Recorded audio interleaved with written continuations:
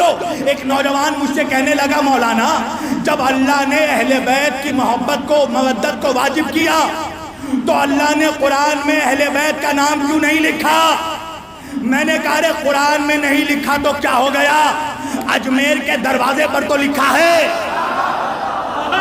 توجہ، اجمیر کے دروازے پر تو لکھا ہے۔ اب بات سمجھ میں آئی کہ آج کا مولوی کیوں چیخ رہا ہے کہ اجمیر مت جانا؟ اس لیے کہ اجمیر کے دروازے پر ملا کے باپ کا نام نہیں ہے، مولا کے باپ، مولا کا نام لکھا ہے۔ تو چونکہ پنجتن کا نام لکھا ہے تو مولوی کہنے لگا اجمیر مت جانا، یہ تو شیعوں کی درگاہ ہے۔ اللہ نے بھی کہا اگر ہم قرآن میں پنجتن کا نام لکھ دیتے، مولوی کہتا قرآن نہ پڑھو، یہ تو شیعوں کی کتاب ہے۔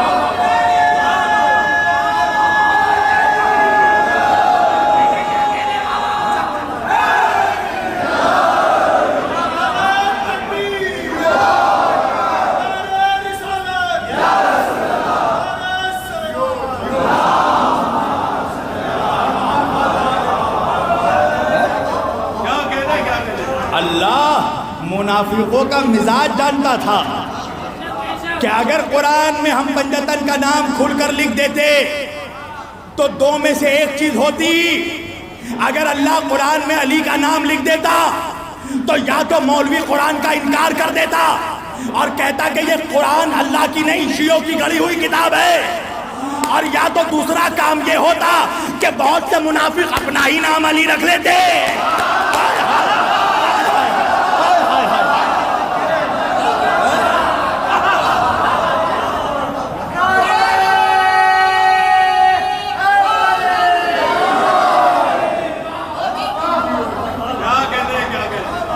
اللہ نے بھی کہا دیکھو، اللہ نے بھی کہا دیکھو ہم نام کی نہیں کام کی بات کریں گے، اور کام دیکھ کر نام تک پہنچ جانا، صفت کو دیکھ کر موصوف تک پہنچ جانا، فضائل کو دیکھ کر صاحب فضائل تک پہنچ جانا۔